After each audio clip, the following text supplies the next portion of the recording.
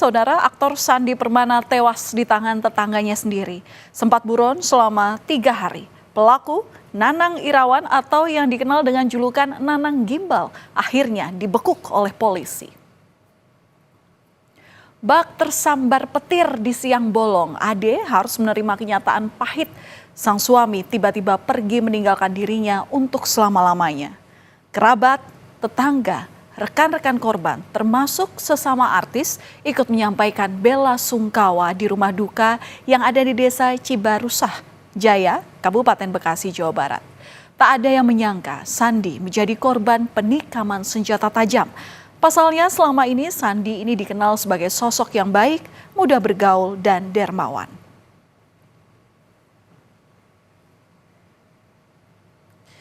Melihat kondisi Sandi yang sangat mengenaskan, tetangga langsung mengambil motor untuk membawa korban ke rumah sakit terdekat.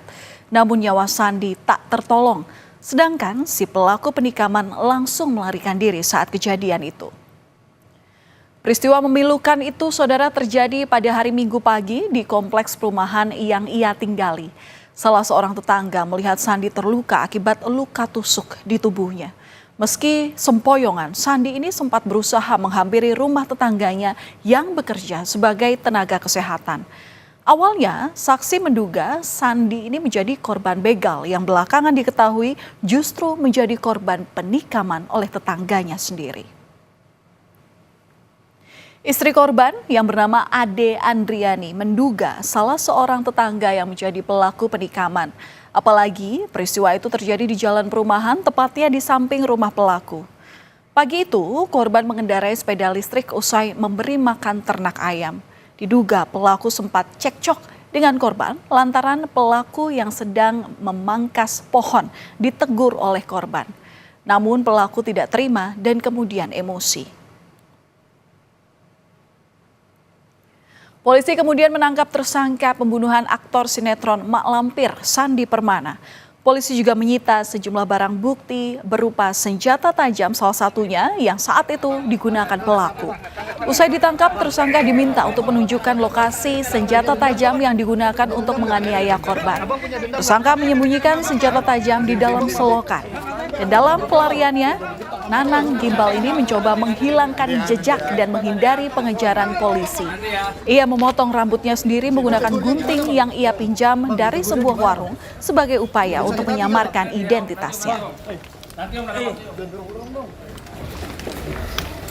Diketahui, saudara, hubungan bertetangga antara tersangka dengan korban ini tidak harmonis sejak tahun 2019 lantaran salah satu tanamannya ini ditebang ketika korban hendak mengadakan pesta. Rasa sakit hati semakin mendalam pasca korban kembali bersitegang dalam forum RT.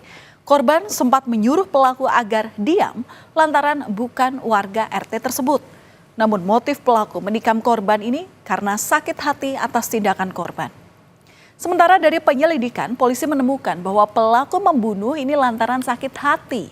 Korban diketahui sempat menatap sinis dan membuang ludah di depan pelaku hingga pelaku tersulut emosi. Pelaku yang tersulut emosinya ini kemudian mengambil pisau yang ada di kandang ayam miliknya dan melayangkan sejumlah tusukan pada bagian tubuh korban. Menurut tersangka, korban ini adalah seorang yang pemarah, namun keterangan tersangka dibantah oleh istri korban.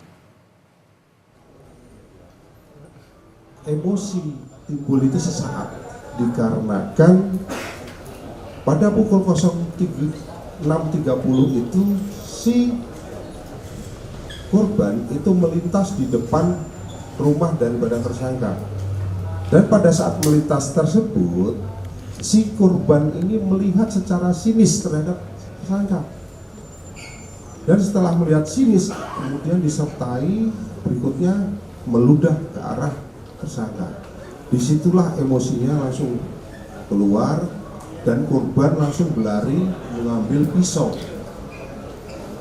Mengambil pisau di kandang ayam, kemudian mengejar si korban langsung melakukan penusukan.